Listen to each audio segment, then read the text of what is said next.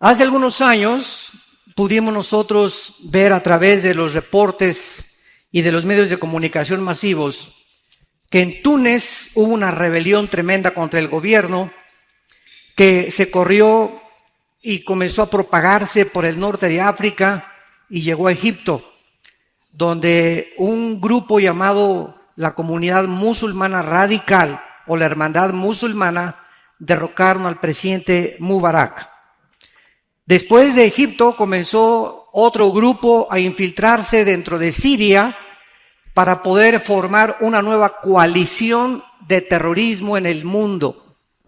Y este grupo hasta este momento se llama ISIS, que significa o se tradujo el Estado Islámico. Hace un mes, este grupo terrorista acaba de ser desechado o descalificado como grupo terrorista y ahora es considerado un culto satánico. O sea, ya no lo consideran un grupo terrorista común y corriente como Hezbollah o como Hamas, sino que ahora se considera un culto, porque es un culto, ¿verdad?, dedicado a Satanás, a combatir el cristianismo, el judaísmo y los principios establecidos en la Biblia. Es interesante que no atacan ninguna otra religión más que precisamente el cristianismo. Después de que vino esta revolución ahí en... Muchas gracias.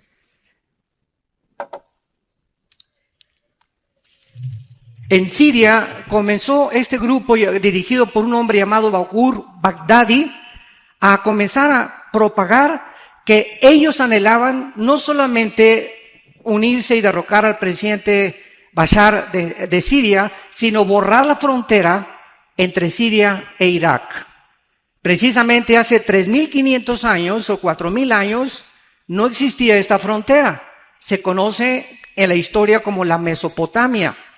Y este grupo de Irak, sabemos que Irak en 1935, ¿verdad?, con muchas otras naciones, Irán cambió de Persia al nombre de Irán, se comenzaron a independizar exactamente en el tiempo en que Israel llegó el 14 de mayo de 1948 ante los ojos expectantes del mundo. La primera nación en la historia recobraba su independencia, su estado soberano en un solo día, cumpliendo las promesas bíblicas de que Dios traería del exilio de la diáspora a la nación de Israel. Vemos nosotros también a continuación que no solamente comenzó este grupo a querer borrar las fronteras, sino que ahora quieren derrocar la monarquía de Arabia Saudita y la monarquía del rey Abdullah de Jordania. En otras palabras, tener un control completo de todo el Medio Oriente, donde se encuentra el 65% de la producción petrolera en el mundo entero. Este grupo ISIS, que está ahorita siendo contraatacado, gracias a Dios que el presidente Obama reaccionó finalmente, y con Francia, Inglaterra, Holanda y algunas otras naciones están tratando, hasta Australia está mandando ya soldados al Medio Oriente, están tratando de detener el avance de este grupo hacia Bagdad, que es precisamente la ciudad donde se encuentra la mayor parte del petróleo. Y si ellos llegan a Bagdad y conquistan Irak, ponen al mundo de rodillas.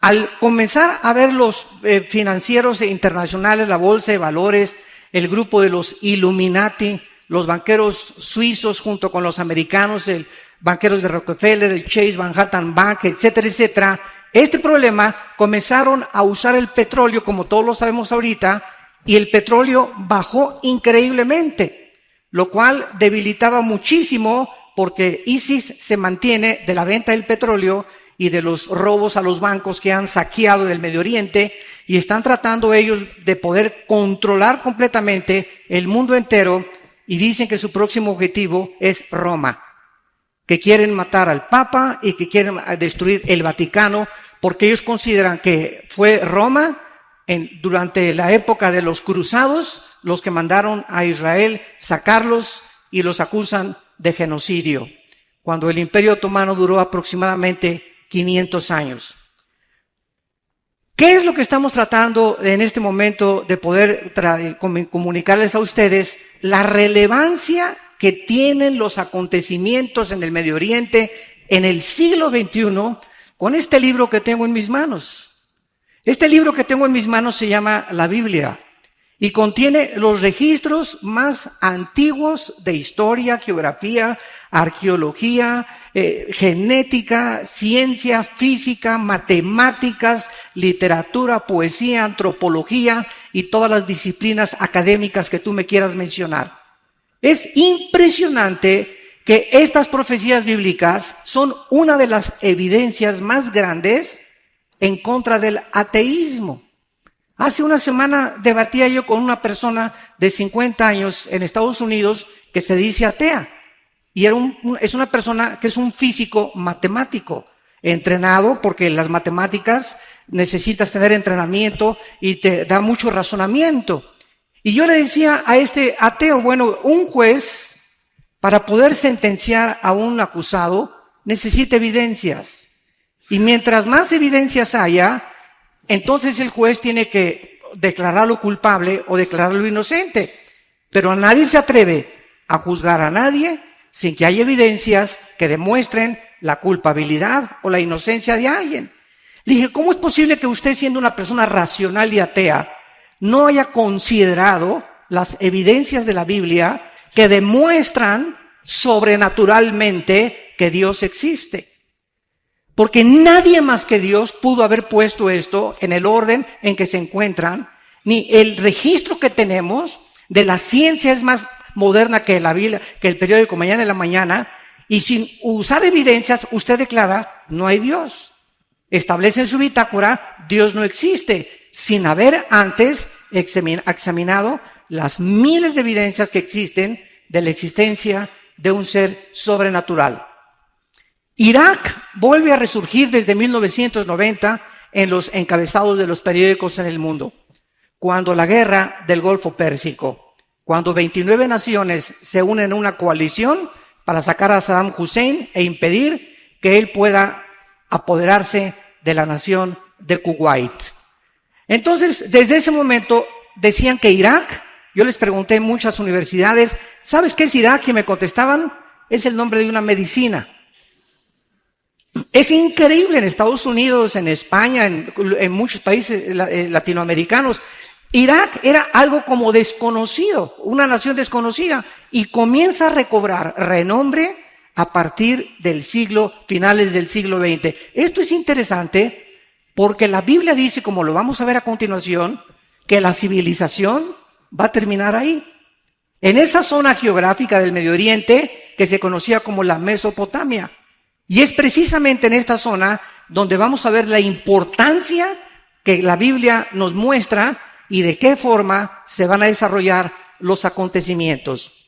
En primer lugar, fue aquí en Irak, en el capítulo 2 del libro del Génesis, donde tuvo lugar el origen de la civilización humana, de acuerdo a la Biblia. Dice el capítulo 2 del Génesis, versículo 10, y salía de Edén un río para regar el huerto, y de allí se repartía en 4 brazos. El nombre del uno era Pisón. Este es el que rodea toda la tierra de Ávila, donde hay oro, o sea, la parte de Arabia Saudita. Y el oro de aquella tierra es bueno. Allí también hay bedelio y ónice. El nombre del segundo río es Gihón, que posiblemente fue el río Nilo, y después del diluvio universal fue desviado su cauce y ya no recorre el Medio Oriente como antiguamente. Este es el que rodea la tierra de Cus, que es la tierra de Canaán. Y el nombre del tercer río es Hiddekel, que es el nombre actualmente del río Tigris. Este es el que va al oriente de Asiria, y el cuarto río es el Éufrates.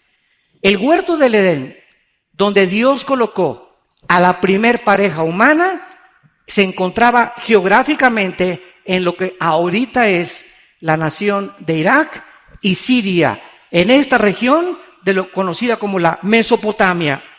Hiddekel es el antiguo nombre, como vimos, para el río Tigris, que junto con el Éufrates riegan desde Turquía hasta el Golfo Pérsico más de 1,700 millas. Entonces, es impresionante que el río Éufrates ocupe desde el principio de la Biblia hasta el Apocalipsis, como lo vamos a ver capítulo 9, la importancia de que en esta zona geográfica fue donde se inició la civilización de acuerdo a la Biblia. En segundo lugar, en Génesis 3:1, la Biblia nos muestra que fue ahí también, en lo que es ahorita Irak y Siria, donde se encontraba Lucifer. Dios no creó al diablo. La palabra diablo significa acusador. Satanás, el adversario. Dios creó a un querubín perfecto, hermoso, con el potencial de que él escogiera adorar a Dios libremente. Él se hizo diablo. Dios no hizo al diablo. Él se hizo diablo cuando él se rebeló con las leyes de Dios.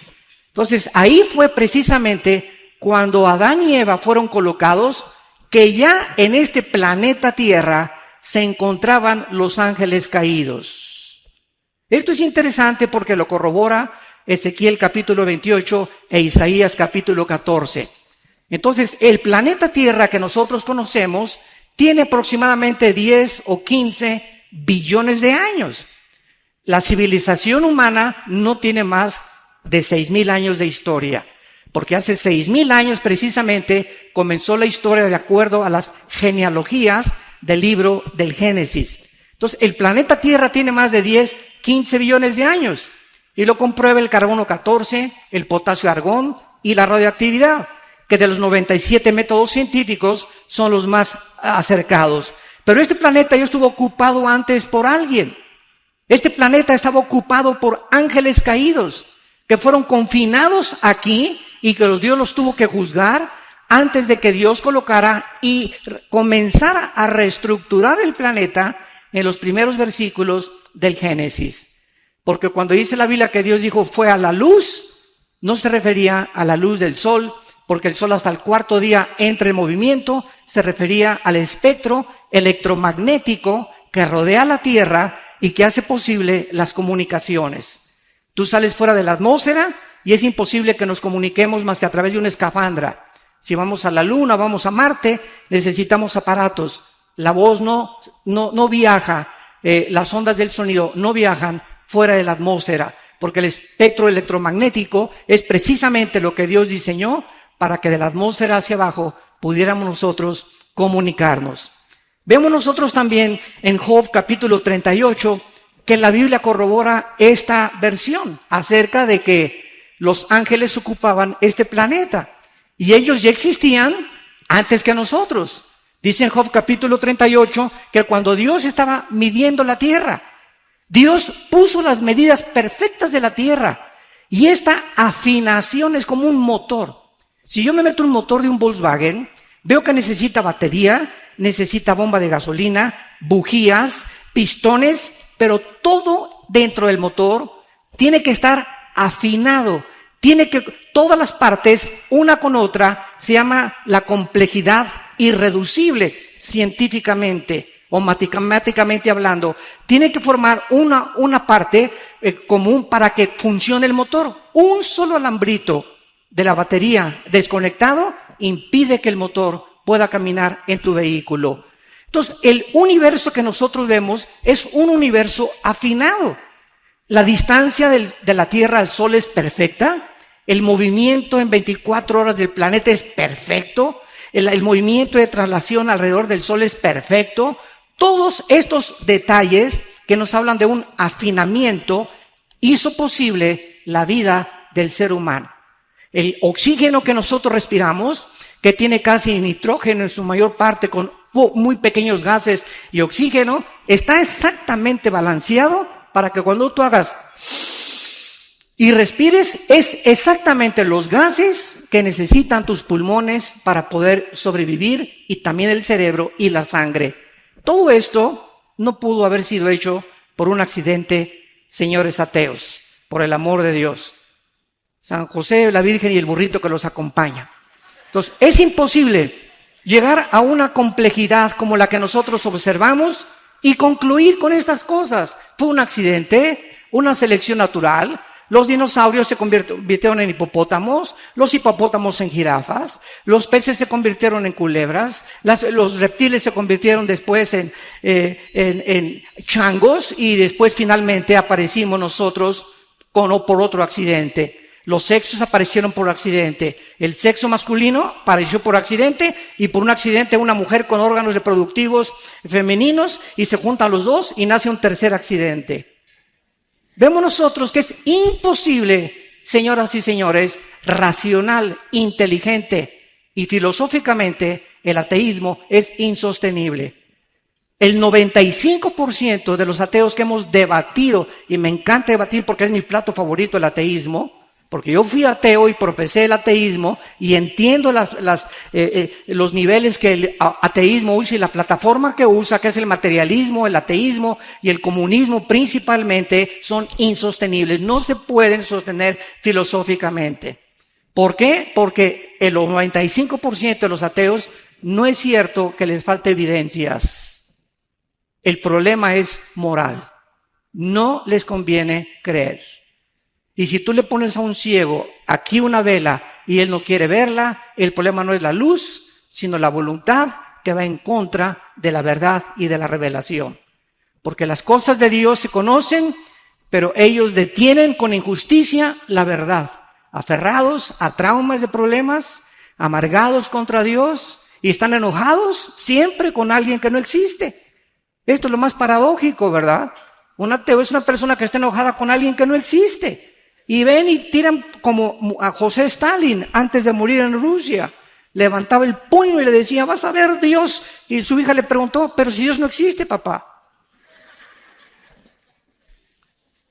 Vemos en tercer lugar que también fue ahí en Irak y en Siria donde tuvo lugar la rebelión humana en contra de Dios.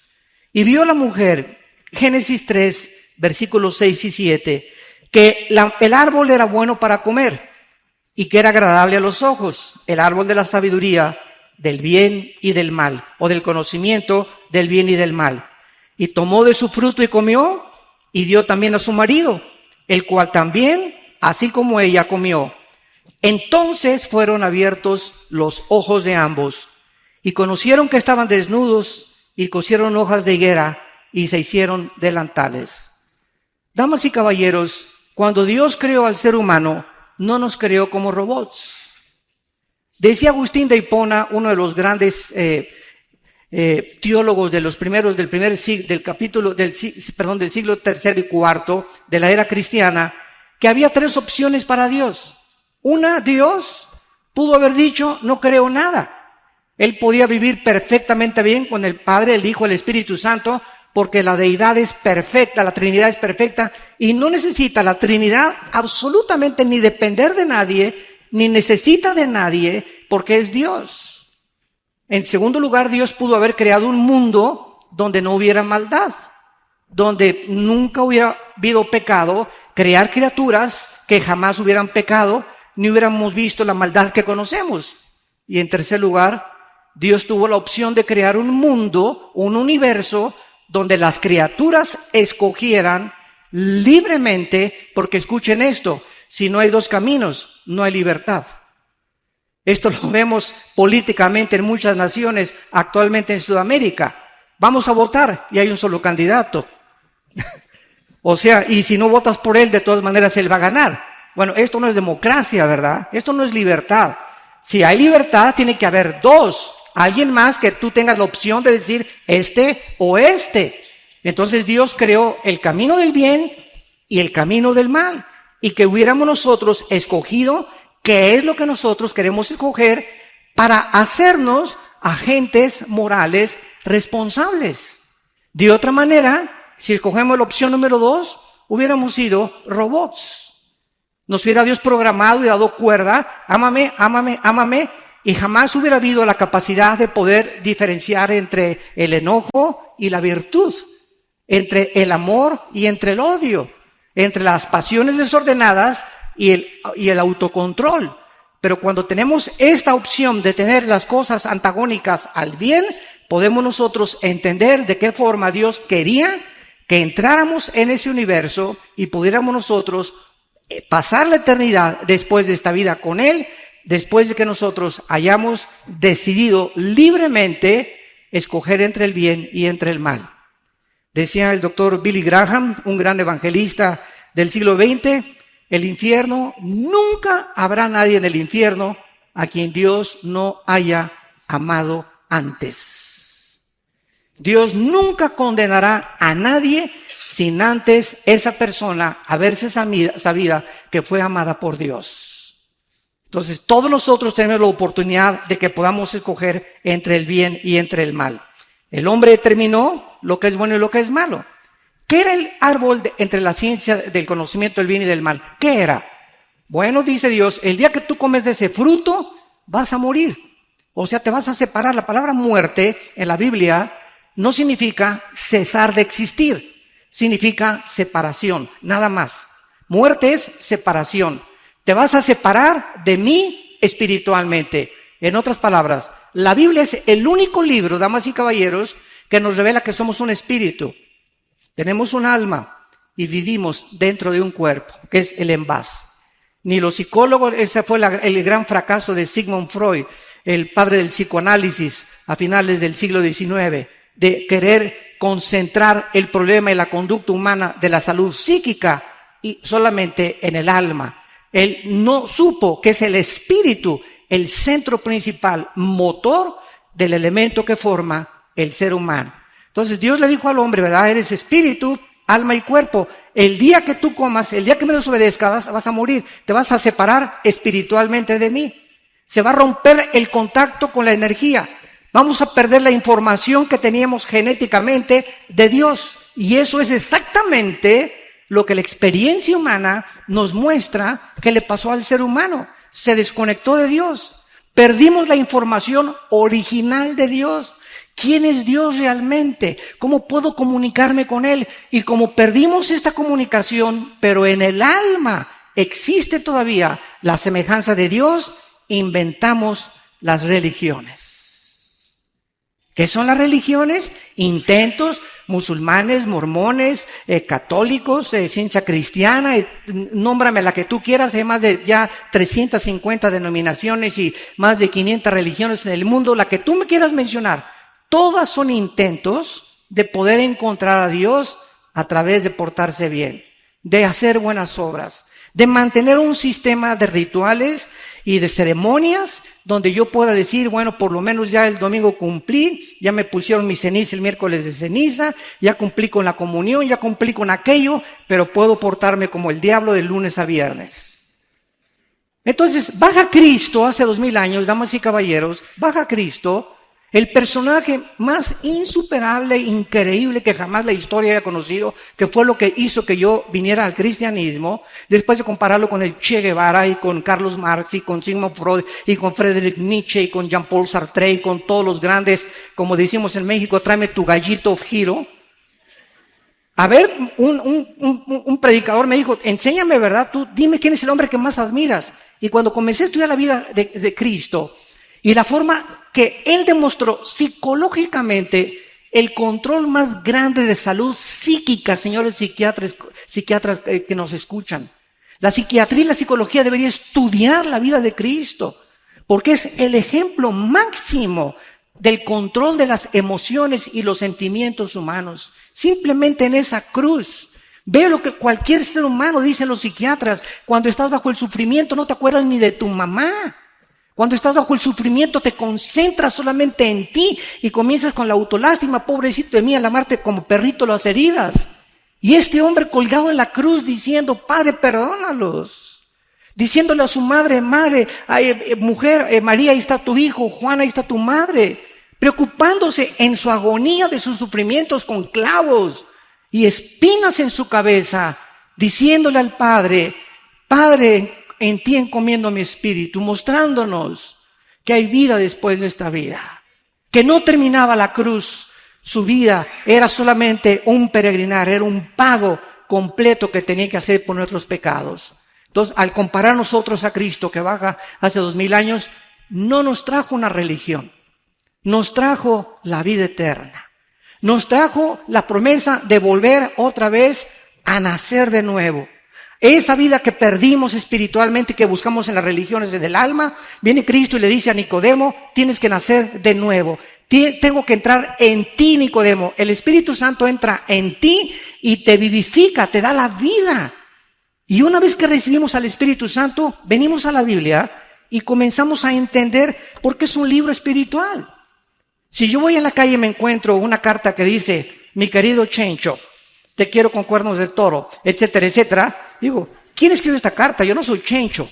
Esto lo escribió un padre, ¿verdad? O un amante a esta persona. Y así las gentes que no son cristianas ven a la Biblia y chocan con ella. Y hay genocidios, y no entiendo esto, porque esta carta no fue escrita para ti, fue escrita para los hijos de Dios. Y hasta que tú no te conviertas en un hijo y en una hija de Dios, no la vas a entender. Como dijo Dion Teofilito, te quedarás en ascuas, porque solamente las cosas del Espíritu se entienden con el Espíritu dentro de nosotros, que Él nos guía a toda la verdad.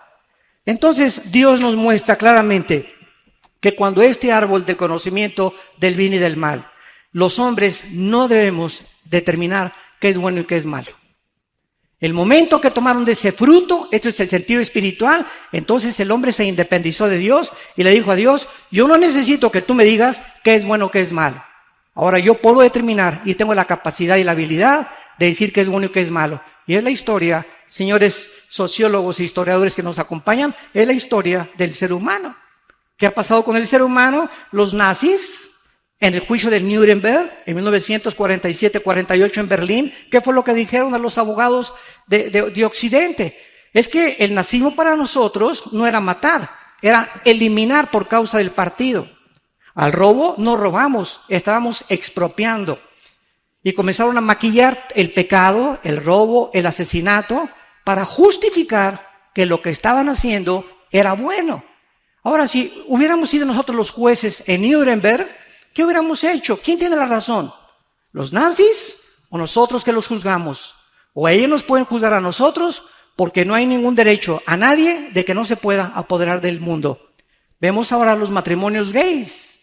¿Qué son los matrimonios gays? Dos hombres con hombres, dos mujeres casándose y de acuerdo a esta filosofía no es malo. Sin embargo, venimos a la Biblia y Dios condena la homosexualidad y el lesbianismo.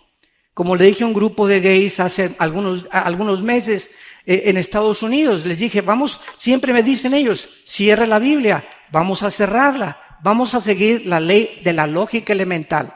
¿Qué pasaría si el mundo entero hiciera lo que ustedes hacen? Se acabaría la sociedad. ¿Quién traería a los hijos al mundo? O sea, desde esta perspectiva ya es antinatural. Y cualquier nación que legalice o legisle los matrimonios gays está bajo el juicio de Dios. Porque están violando la ley inexorable de la genética. Hombre con mujer, mujer con hombre, y no romper este diseño establecido por Dios. Y estas naciones serán juzgadas por Dios. Tarde o temprano, porque no somos independientes ni autónomos, ni podemos decidir entre el bien y entre el mal. Es Dios el que estableció el sexo, es el único que nos puede decir cómo puede utilizarse el sexo, es la única autoridad para decir cuál es el propósito del sexo y no nosotros. Pero esta es la razón por la cual estamos como estamos. Sociedades donde está legalizando los matrimonios gays, se está legalizando la marihuana. Ahora los científicos están diciendo es que, bueno, en el estado de Colorado ya se legalizó la marihuana, en 2, 3 estados de Estados Unidos. Y ahora la pregunta es, ¿se puede manejar marihuana? El marihuanazo que te vas a dar. Entonces, ¿cómo podemos nosotros llegar a decir, verdad? Porque la moral no se puede legislar de esta manera. El Dios de la moral es Dios, el Dios de la Biblia. Y si no nos hubiera dejado un patrón, un parámetro para poder decidir nosotros qué es bueno, qué es malo, el mundo va a acabar como va a acabar. Precisamente porque le creyeron la mentira a Satanás. Podemos nosotros determinar qué es bueno y qué es malo. En cuarto lugar, fue aquí precisamente en Irak y en Siria donde se profetizó por primera vez la venida de nuestro Salvador Jesucristo. Dice Génesis 3, versículo 15. Y Jehová dijo a la serpiente, Pondré enemistad entre ti y la mujer, y entre tu simiente y la simiente suya. Esta te herirá en la cabeza, y tú le herirás en el calcañar. Damas y caballeros, señores genetistas y científicos y médicos que nos acompañan, esto fue escrito hace aproximadamente 3.500, 4.000 años. No fue hasta 1860 cuando Gregorio Mendel comenzó a descubrir las leyes de la herencia, hasta 1860. Y hasta 1954 el doctor Samuel Crick con otro colaborador comenzaron a investigar acerca del ADN, el ácido desoxirribonucleico. Y la Biblia hace 3.400 años ya estaba estableciendo las leyes de la genética. Ya estaba hablando de el esperma. La palabra que se usó aquí en Génesis 3:15, pondré enemistad entre tu simiente y la simiente suya, apúntala en el hebreo, es la palabra sera con Z, que se tradujo en el Nuevo Testamento, cuando se tradujo la Septuaginta del hebreo al griego, se tradujo esperma. En el Antiguo Testamento se tradujo descendencia o linaje o esperma también. Es muy interesante que Dios ha hecho una promesa. Iba a haber una enemistad, una guerra continua, es la palabra en el hebreo enemistad, una guerra que es continua, es un odio que tienes hace 3 años o 4 años contra tu mamá, un odio que tienes hace 3 o 4 años contra tu papá o contra tu cuñado, o una persona que no has perdonado hace 3 o 4 años. Esto no solamente pleito, es una enemistad que dura en tu corazón y te está infectando como tú no te imaginas. Porque lo que más infecta y afecta la salud psíquica del ser humano es el rencor. El rencor y la amargura, por eso baja del cielo Dios y nos dice, perdonen para que vuestros pecados sean perdonados. Entonces, esta palabra, simiente, dice la Biblia, que la mujer iba a tener una simiente y Satanás otra. Pero cuando comenzaron los teólogos, hace como 2 siglos, a debatir, ¿cómo que la simiente, si la simiente no la tiene la mujer? La simiente la tenemos los hombres. Es el hombre el que trae la semilla. Somos los portadores de la semilla. La mujer es como el recipiente, la estación que recibe la señal en su matriz. Entonces, pero el varón es el que trae la semilla a través del cromosoma Y, que es el que determina el sexo masculino. Yo soy hombre, tú eres hombre porque el esperma de tu papá Y ovuló los 2X de tu mamá y naciste varón. Si el cromosoma X de tu papá hubiera ovulado los 2X de tu mamá, hubieras nacido mujer. Entonces vemos nosotros que dentro de la misma genética, que apenas estamos comenzando a ser arañados en ella, la Biblia establecía que Cristo vendría sobrenaturalmente al mundo. Esa semilla no la pondría José. Cuando el ángel se le apareció a María, Mateo 1, le dijo, José, hijo de David, José, no temas recibir a tu María, tu mujer, porque lo que en ella es engendrado del Espíritu Santo es. María se convulsionó, María estaba anonadada. Oye, le dice al ángel Gabriel, José y yo no hacemos ni a Cancún de luna de miel. Estamos desposados, estamos comprometidos. ¿Cómo me estás hablando de un embarazo? Imagínate, fue hace 2000 años. Y José, claro que al comenzar a verle la pancita crecer a María, iba a comenzar a preguntarse con quién se metió, con el lechero, ¿verdad?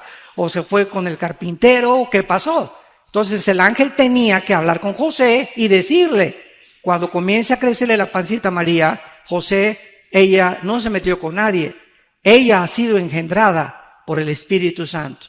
La pregunta es ¿por qué? Y 2000 años después, la ciencia que dice siempre, y la Biblia tenía la razón, nos da la respuesta. Si José, la semilla de José, el esperma de José, hubiera ovulado, hubiera fertilizado el óvulo de María, Cristo, nuestro Salvador, hubiera nacido en pecado. Porque la ley de la herencia espiritual es que transmitimos el pecado a través de la sangre. Antes de que se descubriera la circulación de la sangre, y antes de que se descubriera que el alma está en la sangre y que cuando viene la fertilización se transmite el alma. Dios no pone el alma, Dios pone el espíritu. Zacarías 14:1. Pero el alma se transmite desde Adán hasta nuestros días. Romanos 5:2. El pecado entró al mundo por un hombre y la muerte, escuchen la palabra que se usó hace 2000 años, y la muerte pasó. ¿Cómo que pasó? ¿Cómo que se transmite algo desde Adán de generación en generación hasta el siglo XXI? ¿Cómo pudo ser eso? Hasta que se descubrieron las leyes de la herencia. ¡Qué increíble! La Biblia es más moderna que la ciencia de mañana en la mañana. Entonces comprendemos todas estas cosas con este mensaje que Dios les dio, que el Mesías nacería sobrenaturalmente y tendría que entrar al mundo sobrenaturalmente para que en la cruz nos pudiera perdonar. Porque si hubiera muerto un cardenal, o si hubiera muerto Abraham, o un papa en la cruz, no nos podía perdonar. ¿Por qué? Porque primero tendría que pagar por sus pecados, porque no hay nadie más que Cristo que haya nacido sin pecado, para después ofrecer el sacrificio por nosotros. Pero con una ofrenda, dice Hebreos 10, nos hizo perfectos por toda la eternidad. Y dijo Tetelestai, consumado es, satisfecho estoy, dijo el Padre, de tu sacrificio y de la cruz a nuestros días. Dios nos declara, siendo culpables, inocentes por su gracia y su misericordia.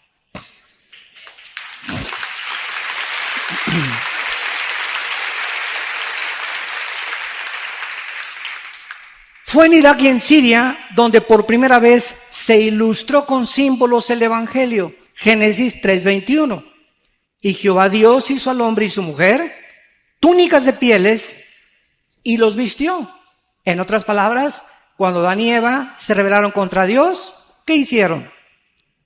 Inmediatamente lo primero que descubrieron fue su sexualidad, porque es a través de la sexualidad que se transmite el pecado.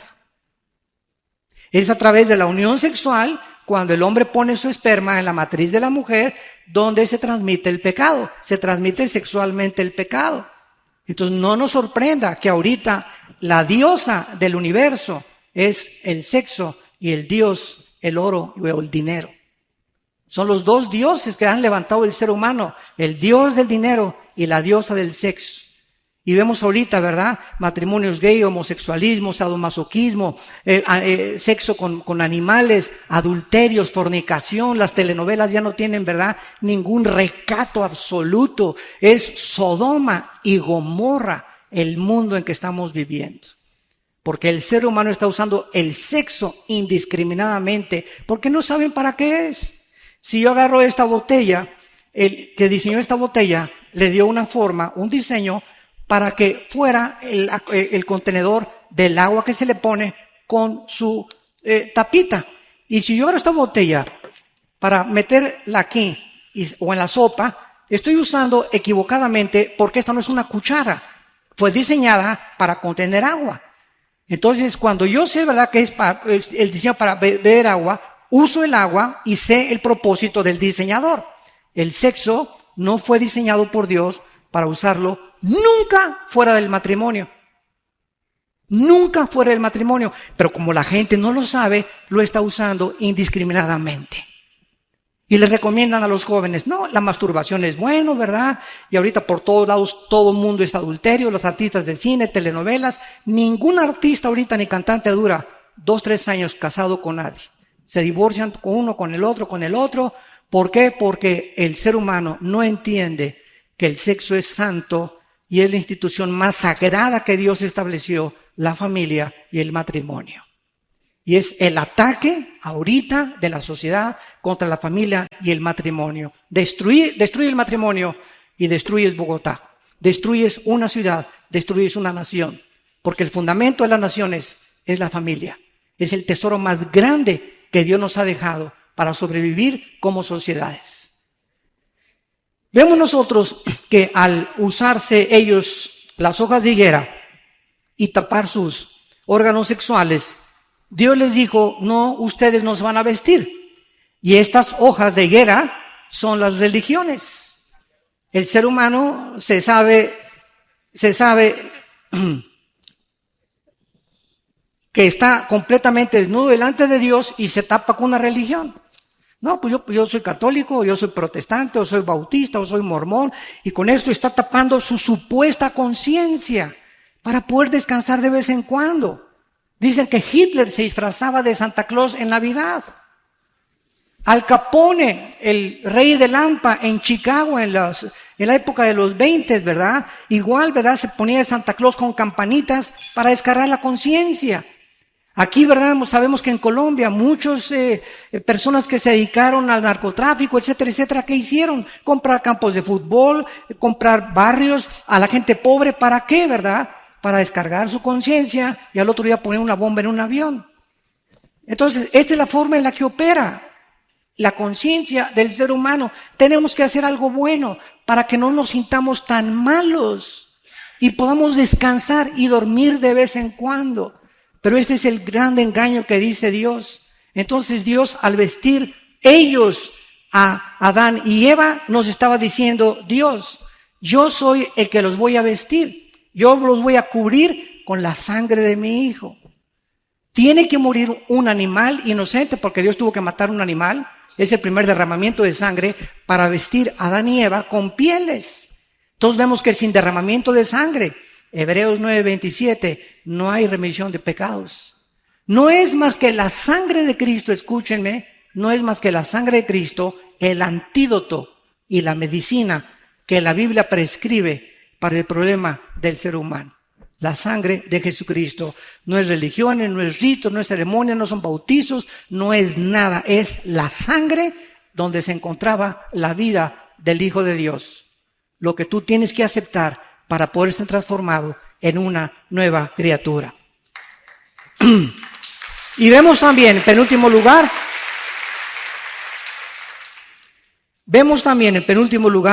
que fue en Irak, Génesis capítulo 11, donde se llevó a cabo la primer rebelión masiva o colectiva en contra de Dios.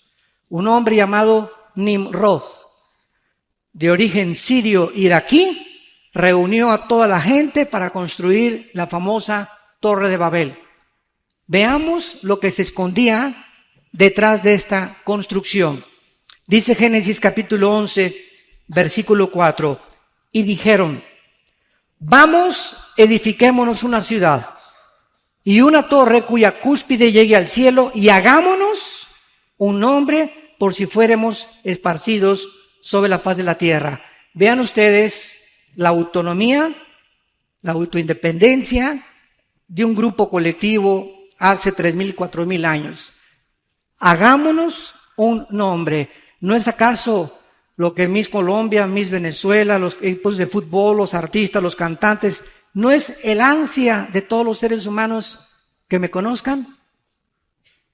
Darme a conocer, ser popular, llegar y que me aplaudan y que me toman fotos, etcétera, etcétera. Está dentro de la naturaleza humana. Y edifiquémonos, pero sin tomar en cuenta a Dios. Voy a escoger una carrera de computación porque oí que es la que más dinero produce. Y tú no estás siguiendo los dones que Dios te dio. Tú estás siendo guiado para escoger una carrera en la universidad simplemente por la ambición del dinero. Y ahorita el 70% en Latinoamérica de los jóvenes que escogen una carrera lo hacen basados en el dinero. ¿Cuál es la que produce más dinero? ¿Dónde voy a ganar más dinero? Y tal vez Dios no te dio ese don. A lo mejor te dio el don para la música, o a lo mejor no todos van a la universidad ni terminan la universidad, ni todos los que terminan la universidad tienen éxito. Todos tenemos diferentes dones. El secreto está que si tú le entregas tu vida a Dios y le dices: Señor, quiero que tú me guíes, porque tú tienes un plan perfecto. Jeremías 29:11, mis pensamientos para ustedes son de paz, para darles el fin que quiero. Dime, Señor, qué es lo que quieres de mi vida, y caminas con Dios. Dios va a dirigir tu vida y vas a prosperar. Escuchen, en México, el 65% de los profesionistas en la República Mexicana, abogados, licenciados, médicos, veterinarios, el 65% viven del comercio. No ejercen su profesión. Creyeron que ellos iban a poder con la profesión avanzar y viven del comercio. Se dedican a otra cosa menos a la profesión que escogieron en la universidad. ¿Por qué? Porque creemos que podemos escoger vivir, formar una familia, tener un matrimonio sin tomar en cuenta a Dios. Y ese es ridículo lo único que hemos hecho en esta vida. Y finalmente, ese es el origen del globalismo. Ahorita, ¿qué es lo que está pasando, verdad? Juntándose las naciones para poder tener un gobierno mundial. Hace poco, desgraciadamente, oí en un video que me mandaron que se juntaron en Guatemala muchos pastores para decir que la reunión que hubo en Suiza para el tratado que está haciendo Estados Unidos, el P5 con Irán, para que puedan reducir el uranio 235 y centrifugar menos la construcción de la bomba atómica, era el tratado de paz del anticristo. Y estamos deteriorando y distorsionando las profecías bíblicas en un sensacionalismo amarillista, porque creemos que podemos nosotros, sin consultar la Biblia y sin estudiarla profundamente, llegar a emitir tantas barbaridades. Cuando los aviones se estrellaron contra las Torres Gemelas en Nueva York, dijeron que fue el ataque de Babilonia en Apocalipsis 18, que era la destrucción de Babilonia, que Nueva York era Babilonia y que así comenzaban a destruir Dios a Babilonia. Y así vivimos en un mundo donde si no tenemos cuidado y no estudiamos y no profundizamos, vamos a ser engañados.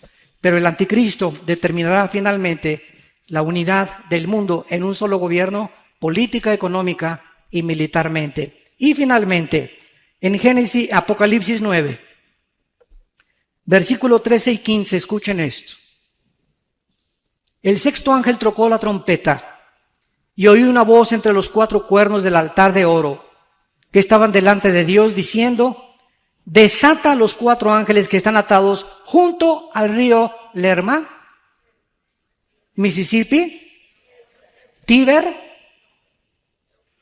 Qué increíble que la Biblia termina con Irak, con el río que corre desde Turquía y desemboca en el Golfo Pérsico. Y la Biblia nos revela, esto es tremendo, que ahí en Irak, junto al río Éufrates, se encuentran atados los 4 principados que controlaron el imperio babilónico, el imperio medo-persa, el imperio griego y el imperio romano. Si vas a Daniel capítulo 10, encontrarás que Persia tenía un principado y que un ángel tuvo que luchar contra este ángel caído para poder llevarle el mensaje a Daniel. Y estos 4 ángeles que están atados en el río Éufrates controlaron esa zona y van a ser desatados antes de la segunda venida de Jesucristo. Y qué increíble que en este momento, en el siglo XX, estamos en abril del siglo XXI, el Medio Oriente, Irak y Siria sean el centro del conflicto internacional que puede llevarnos a una tercera guerra mundial. Donde más actividad demoníaca hay en el mundo, no es en Tepoztlán, en México, ni en el Zapoteco, ni en Perú, ni en Lima, es en Irak y en Siria. Y ahí se está llevando un conflicto armado, porque ya son 40 o 50 mil hombres terroristas llamados ISIS, con el propósito de expandir otra vez el califato, el gobierno de un califa y controlar el mundo. Porque ahí se encuentra el 65% de la producción del petróleo del mundo entero. Y este es el cuadro al que todos nosotros hemos llegado. Y la Biblia profetiza finalmente en Daniel capítulo 8, que de una de las divisiones del imperio griego saldrá el anticristo. Cuando muere Alejandro el Magno, se divide Grecia en Egipto, en Siria, en Turquía y en Macedonia. Y dice la Biblia aquí en Daniel 8, versículo 8 y versículo 9, y el macho cabrío se engrandeció, que más adelante es Grecia, y de uno de ellos salió un cuerno pequeño, que creció mucho al sur, o sea, hacia Egipto, y al oriente, Jordania, Irak e Irán, y hacia la tierra gloriosa, y se engrandeció hasta el ejército del cielo, y las estrellas echó por tierra y las pisoteó, y por él fue quitado el continuo sacrificio. La Biblia le llama al anticristo en Isaías 10:12, en Isaías 14:25 y en Miqueas capítulo 5, el asirio. Pero muchos dicen, ¿pero que no iba a ser judío el anticristo? Escuchen esto para terminar. Qué interesante. En el año 722 a.C., los asirios se llevaron por primera vez cautivos a 10 tribus de Israel en el año 722 antes de Cristo. Y se los llevaron a Siria. Y estas 10 tribus se perdieron en la historia. Solamente quedaron 2 tribus de Judá y Benjamín en el reino del sur, Israel. Y ahorita se conocen como los de Judá o los de Leví, que son los únicos judíos que se pueden identificar. Pero los judíos están aquí en Colombia, están en México. Muchos apellidos Díaz, González son de origen judío. Pérez es de origen judío también. En África, en Etiopía. Están por todos lados. Y muchos de nosotros, sin saberlo, traemos en la sangre el judaísmo. Dicen que Hitler, su abuelo era judío. Esto es impresionante. Y se le cambió el nombre a su padre. Y se puso el Hitler. Él no se apellidaba Hitler. Entonces, vemos nosotros que el anticristo puede ser judío, sirio y salir de la zona geográfica donde se encuentra ahorita este conflicto. Y interesante que Bagdadi, el jefe del Estado Islámico, haya declarado, vamos a conquistar el mundo. El próximo gobierno será, el próximo gobierno otomano va a volver a revivir después de 500 años, porque a principios del siglo XX los otomanos fueron dominados por los ingleses, después los ingleses, ya vino Israel y vienen los Estados Unidos y Rusia en la Guerra Fría, pero vemos nosotros en la historia que exactamente lo que este libro profetizó hace miles de años, señores historiadores, señores que están buscando verdaderamente evidencias y que les interesa la verdad. Este es el único libro que nos da las únicas verdades incondicionales y completamente verdaderas para que entendamos que no hay un relativismo en la Biblia, es una autoridad científica, histórica, geográfica, el área que tú quieras, la palabra de Dios. Y este mensaje, dice la Biblia, es el más importante. De tal manera amó Dios al mundo que dio a su Hijo unigénito. No nos dejó solo, nos dejó un manual. Si yo compro un coche, abro la caja de guantes y hay un manual. Y dice el Volkswagen, cámbiale el aceite cada 5,000 kilómetros. Pero llevo 10,000 y comienza el Volkswagen, pucha, y echar humo por todos lados. ¿Qué le está pasando? Está quemando aceite. ¿Por qué? Porque nunca has consultado el manual. Y lo llevas a la Chevrolet. Oye, espérame, los de la Chevrolet no tienen el diseño del Volkswagen. Llévalo a la agencia Volkswagen. Ellos fueron los que fabricaron el carro y te van a decir cuál es el problema. Y así estamos nosotros en la vida.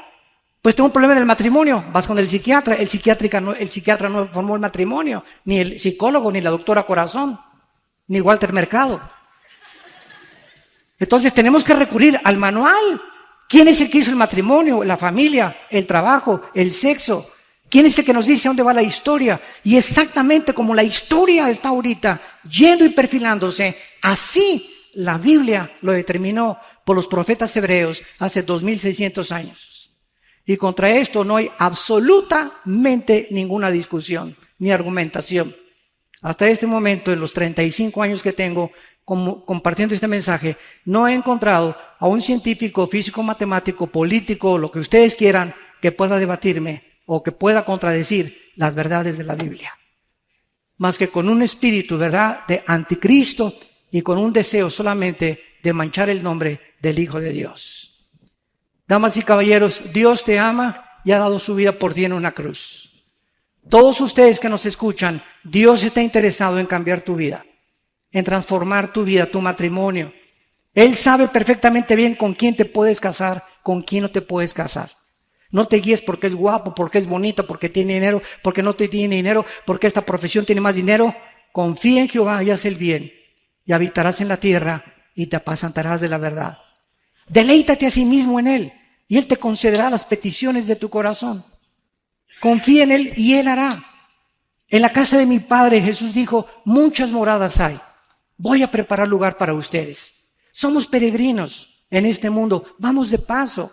La vida es tan rápida, 60, 70, 80 años, los más robustos, vamos de paso por este mundo, somos extranjeros. Jesús dijo en Juan 17 que no éramos de este mundo, vivimos en este mundo, pero al entrar el Espíritu Santo a nosotros, tenemos nuevas perspectivas, nueva forma de ver la vida, los negocios, la familia. ¿Por qué? Porque ahora vemos con los ojos de Cristo. Dice 1 Corintios 2, tenemos la mente de Cristo. Ahora queremos ver el mundo con los ojos con los que Cristo lo vio. Un mundo abandonado, ovejas sin pastor. Una gente desesperada en drogas, de una botella a la otra, de una telenovela a otra, de un cine al otro, de un hombre al otro, de una mujer a otra, buscando de una religión a otra, de una filosofía a otra filosofía. Ya los comunistas ya no son comunistas porque ahora ya creen en Dios. Todos los sistemas filosóficos ante nuestros ojos están derrumbando, desmoronando. Los partidos políticos ya no saben qué es bueno, comunismo, marxismo, democracia, fascismo. No saben, ya es una locura, es una confusión en el mundo. ¿Por qué? Porque no hay brújula. No hay ningún mapa, ningún capitán de barco se atrevería a navegar sin una carta de navegación. Ningún piloto se atrevería a navegar en el espacio, en un avión, sin tener cartas de navegación. Qué locura vivir en esta vida sin que tengas nadie que te dirija. Vas pronto a naufragar con tu vida, con tu matrimonio, con tu familia. Pero esta mañana Dios te llama y te dice, arrepiéntete.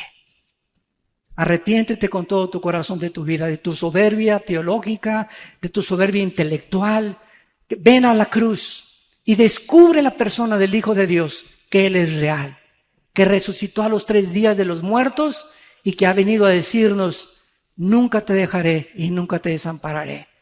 Vas a morir y qué bendición, después de la muerte nos volvemos a reunir con nuestros seres amados, volvemos a gozarnos, todo se nos devolverá al 100% y todo lo que sufrimos y toda la maldad que hubo será comparado como una noche en un hotel de 3ª categoría, comparado con las glorias que nosotros se han de manifestar. Por eso estad firmes y constantes, sabiendo que vuestra fe no es en vano. Vamos ahí, ejército del Señor. Esfuércense y sean valientes, porque el Señor no retarda venir por nosotros. Les pido con todo su corazón que los que quieran inclinar su rostro lo hagan en este momento para invitar a Cristo a tu vida como tu Señor y como tu Salvador. Quiero decirte con tu rostro inclinado que no es coincidencia que estés aquí, porque la fe es por el oír y el oír únicamente por la exposición de la palabra de Dios. En esta mañana Dios te ha traído en el mare magnum de vida que vives para detenerte y reflexionar, tal vez por primera vez, hacia dónde vas. Si tú sigues haciendo lo que estás haciendo, ¿dónde vas a acabar? ¿Dónde vas a terminar? Porque lo que sembramos lo tenemos que recoger. Dios en esta mañana te dice, arrepiéntete de tus pecados. Cree que en esa cruz mi Hijo Jesucristo dio su vida, derramando su sangre para perdonarte y limpiarte de toda maldad.